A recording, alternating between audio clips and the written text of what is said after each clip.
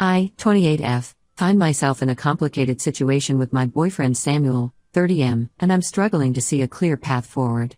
We've been together for 5 years, and for the most part, our relationship has been great. Samuel is intelligent, has a great sense of humor, and we share many common interests. We met during our final year of college when we were both volunteering at a local animal shelter. I remember being impressed by how gentle he was with the scared, abused dogs. We bonded over our love for animals and our shared dream of traveling the world. After graduation, we moved in together and started building our life. We adopted 2 rescue cats, Milo and Luna, and spent weekends exploring nearby hiking trails or trying out new restaurants in the city. Samuel works as a software engineer, and I'm a marketing coordinator for a nonprofit organization. We had plans to save up for a house and eventually start a family of our own. But recent events have thrown all of those plans into question. To give you some context, I come from a large, blended family. My parents divorced when I was 12, which was a difficult time for all of us. My dad moved to another state for work, and while we stayed in touch, our relationship became more distant. My mom remarried when I was 15 to my stepdad, Andrew, 52M. Andrew seemed nice enough at first, but looking back, there were signs that he struggled with alcohol even then. Andrew brought 2 kids into the family, my stepbrother Charlie, 25M, and stepsister Cindy, 23F.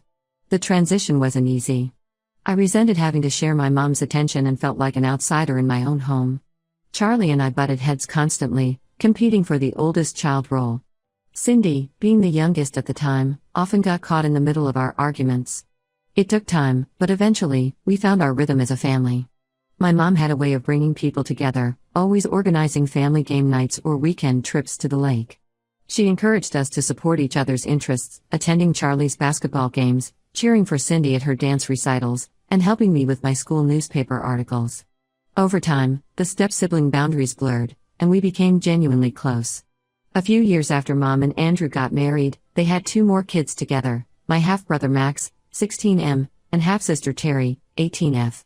I was in high school by then and initially felt a bit jealous of the new babies. But as they grew, I found myself taking on a protective big sister role. I taught Terry how to ride a bike and helped Max with his reading when he was struggling in elementary school. Last year, our world was turned upside down when Mom was diagnosed with stage 4 lung cancer. It came out of nowhere. She had always been healthy, never smoked a day in her life. The diagnosis hit us all hard, but we rallied around her. I took time off work to drive her to chemo appointments. Charlie flew in from out of state every other weekend to help out. Cindy put her college plans on hold to be at home more. Mom fought hard, but the cancer was aggressive. She passed away 6 months ago, just 2 weeks after her 50th birthday. We were all devastated, but Andrew took it especially hard. He had always enjoyed a drink or 2 in the evenings, but after Mom died, his drinking spiraled out of control. He'd disappear for days at a time, leaving the younger kids to fend for themselves. Charlie and I tried to step in where we could, but we both had jobs and our own lives to manage. About 2 months ago, I got a frantic call from Terry. She was in tears, saying that Andrew had left town suddenly and abandoned her, Max, and Cindy. Apparently, he had emptied their bank accounts, including the kids' savings accounts that Mom had set up for their college funds. He left a note saying he couldn't handle it anymore and just took off, leaving the kids alone in the house with no money and barely any food. I immediately drove over to the house, my heart pounding the whole way. When I arrived, I found the place in complete disarray. There were empty liquor bottles scattered around, unopened bills piled up on the counter, and a stack of past due notices from the utility companies. The fridge was nearly empty except for some moldy leftovers and a few cans of soda. Terry, Max, and Cindy were huddled together on the couch, looking scared and confused. I called our older brother Ryan, 26M, right away, and we agreed that the younger siblings needed to come stay with us for the time being. Ryan has a house with a spare bedroom, so he took in Max. I have a small 2-bedroom apartment, but I told Terry and Cindy they could stay with me. It was a tight squeeze, but we made it work. I had to take a leave of absence from my job to help get the kids settled and deal with all the legal and financial issues that came with Andrew's abandonment. This is where the problems with Samuel started to surface. When I first told him about the situation, he was supportive. He helped me set up the spare room for the girls and even went grocery shopping to stock up on their favorite foods. But as the weeks went on and it became clear that this wasn't just a short-term arrangement, Samuel started to get frustrated. He complained about the lack of privacy, saying he felt like he couldn't relax in his own home anymore. He grumbled about the increased grocery bills and utility costs. But what hurt the most was when he accused me of neglecting our relationship to focus on my siblings. I tried to explain to Samuel that this was a family emergency and that I didn't have a choice, these kids had no one else. Our dad has his own new family now and lives across the country. Andrew's family washed their hands of the situation, saying they had their own problems to deal with. It was up to me and Ryan to step up and be there for our younger siblings. But Samuel kept pushing back. He said I was parenting my adult siblings and enabling them to be dependent on me. He suggested we look into putting Max in foster care and finding a women's shelter for Terry and Cindy so we could get our lives back to normal. I was shocked that he would even suggest such a thing. These are my siblings, not some random kids we could just ship off to strangers. I told Samuel absolutely not, that my siblings were staying with us, and that if he couldn't support me through this difficult time, then maybe we needed to reevaluate our relationship. He accused me of being irrational and said I was choosing my family over him. I don't see it that way at all. I'm just trying to do the right thing and be there for my siblings when they need me most. Now Samuel is threatening to move out if I don't set some boundaries with my siblings. He says he didn't sign up for instant parenthood and that we're putting our life plans on hold for my family's drama. Part of me understands his frustration. This isn't what either of us planned for our late 20s. But a bigger part of me is disappointed and hurt that he can't see how important this is to me. I'm at a loss for what to do. Samuel and I have built a life together over the past 5 years. We've talked about marriage and kids of our own someday. I love him and the life we've created. But I also love my siblings, and I'm not going to abandon them when they've already lost so much. They're still dealing with the grief of losing Mom, and now they're grappling with feelings of abandonment from Andrew. They need stability and support now more than ever. Am I being unreasonable here? Should I be doing more to balance my relationship with my family obligations? I just don't know how to move forward from this. Any advice would be appreciated. Update 1. Thank you all for the supportive comments on my original post. I really appreciated hearing your perspectives and advice. It's been about a month since I last posted, and I wanted to give an update on the situation, as a lot has happened. After reading through all of your comments, I realized I needed to have a serious, in-depth conversation with Samuel about our relationship and the current circumstances with my siblings.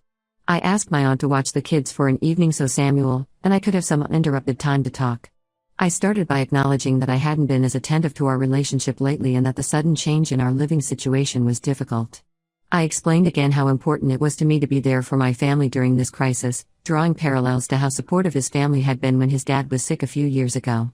I also opened up about my own struggles, the grief of losing Mom, the anger and betrayal I felt towards Andrew, and the overwhelming responsibility I now felt for my younger siblings. I admitted that I was scared and unsure about the future, but that I knew in my heart I was doing the right thing. Samuel listened, and for a moment, I thought we might find a way to work through this. He said he understood why I felt the need to help my siblings, but ultimately, he couldn't accept the current arrangement. He said he felt like our life plans were being derailed and that he didn't sign up to be an instant parent to my teenage siblings. We spent hours talking, trying to find a compromise. I suggested maybe we could look for a bigger apartment, or set up more structured alone time for us. But Samuel was adamant that he wasn't ready for this level of family responsibility. He said he needed space to think about whether he could continue in this relationship long term. It was a painful conversation, but as we talked, I realized that our values and priorities just weren't aligning anymore. As much as I care for Samuel, I know I'm doing the right thing for my family. I can't and won't abandon my siblings when they need me most. The next day, Samuel packed up some of his things and moved in with a friend. He said he needs time to think about everything. I'm sad, but also feeling a strange sense of relief.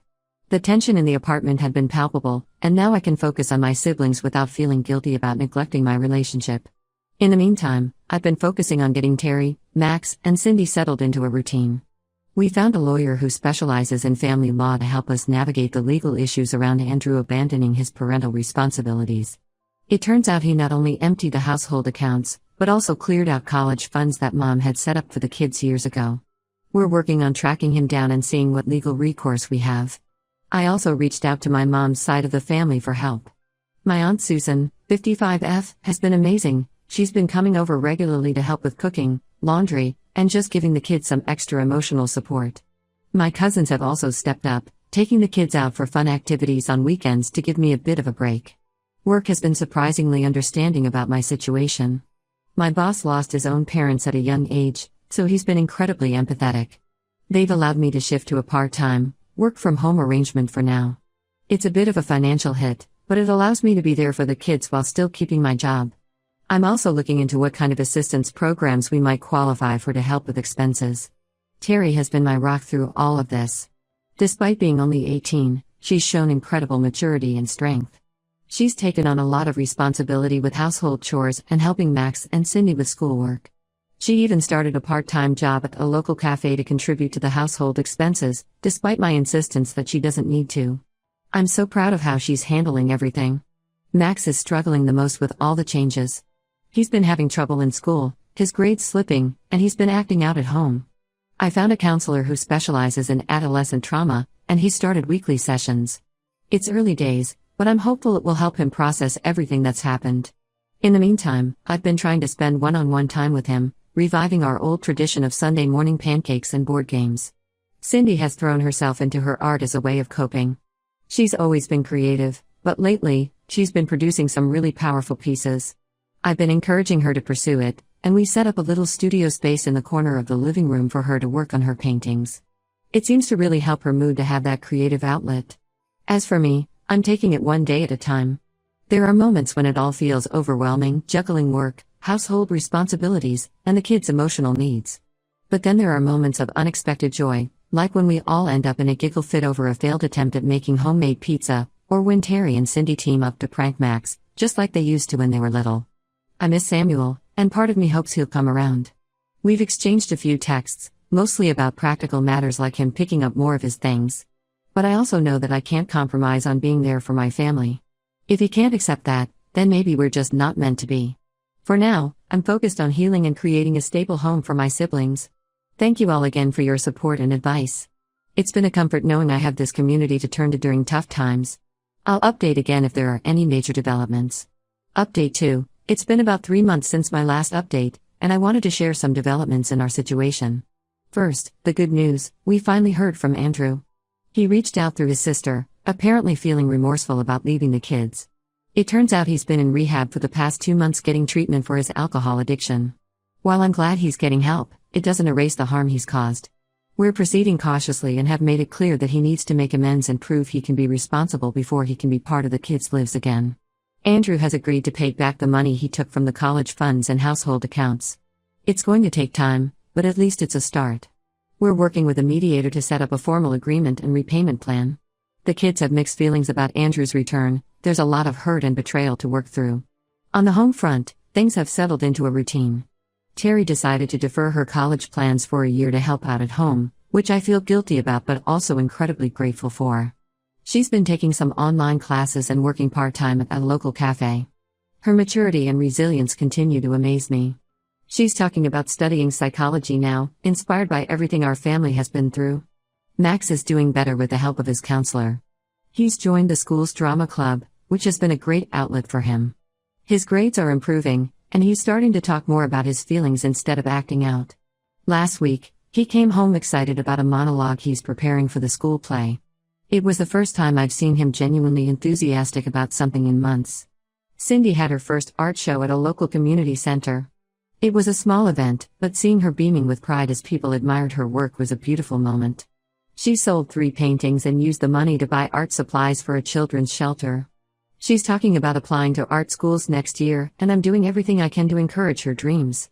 As for me, I've been promoted at work to a position that allows more flexibility with my schedule. The increased income has been a huge help in managing our expenses. I've also started taking an online course in family counseling, hoping to better equip myself to support my siblings through this transition. It's challenging balancing work, studies, and family responsibilities, but it feels good to be working towards something positive. Samuel and I have had some contact over the past few months. He's expressed regret about how he handled things and has asked to meet up and talk. Part of me wants to hear him out, but I'm also wary of disrupting the stability we've managed to create. I haven't decided yet if I'm ready to have that conversation. The kids have asked about him a few times, especially Max, who had grown close to Samuel over the years. My Aunt Susan has been an absolute godsend. She's basically become a second parent to the kids, coming over several times a week to help out. She's even talking about moving closer to us to be more involved. Her support has made a world of difference, both practically and emotionally. There have been challenges, of course. The apartment feels cramped with 4 of us, and there are still days when the stress feels overwhelming. But we're making it work, and there's a lot more laughter in our home now than there was a few months ago. We've started a tradition of Friday night movie marathons, complete with homemade popcorn and silly commentary. I'm proud of how far we've come as a family unit. It's not the life I imagined for myself at 28, but I wouldn't change it. My siblings are thriving despite everything they've been through, and that makes all the sacrifices worth it. We're not just surviving anymore, we're starting to build something new together. Thank you all for your continued support and advice. It's been a comfort knowing I have this community to turn to during tough times. I'll update again if there are any significant changes in our situation. Update 3. It's been 6 months since my last update, and I wanted to share some final thoughts on our journey. The biggest news is that we've moved. With Andrew's repayments and my increased income, we were able to rent a small house in a nice neighborhood. Having more space has made a world of difference for everyone's mood and well-being. Each kid now has their own room, which has really helped with privacy issues and given them a sense of personal space. We even have a small backyard where we've started a vegetable garden. It's become a fun family project and a great way to teach the kids about responsibility and patience. Terry has decided to start college this fall. She'll be living on campus but close enough to visit often. I'm so proud of her for balancing her own goals with family responsibilities this past year. She's planning to major in social work, inspired by our experiences and the help we received during tough times. It's bittersweet to see her go, but I know she's ready for this next chapter. Max is thriving in high school now. He made the honor roll last semester and has a close group of friends from the drama club. His confidence has grown so much. Last month he landed the lead role in the school play. His relationship with Andrew is still strained, but they're working on it in family therapy sessions. It's slow progress, but I'm hopeful. Cindy got accepted into a prestigious art program for high school students. Her talent continues to flourish, and she's talking about studying art therapy in college to help other kids who've been through trauma. She's even started volunteering at a local children's hospital, doing art projects with long-term patients. Seeing her find purpose in her pain has been incredibly moving. Andrew has maintained his sobriety and is slowly rebuilding relationships with the kids. He's moved back to town and sees them regularly under supervised visits. It's a work in progress, but he's putting in the effort. He's attending AA meetings regularly and has started volunteering at a homeless shelter. The kids are cautiously optimistic, but it will take time to rebuild trust. As for Samuel, we did meet up a few months ago. While it was good to get closure, we both realized we've grown in different directions. Our priorities and life goals just don't align anymore. We parted on friendly terms, but I know now that our relationship had run its course. It was painful, but I feel at peace with the decision. I've completed my family counseling course and am considering pursuing a degree in social work. This experience has shown me how much I enjoy helping families navigate difficult times. I've even started volunteering at a support group for young adults who are caring for younger siblings. Looking back, I'm amazed at how much has changed in a year. There were moments when it felt impossible, but we made it through together. My siblings and I are closer than ever, and while our family looks different now, it's strong and full of love. We still have challenges, of course.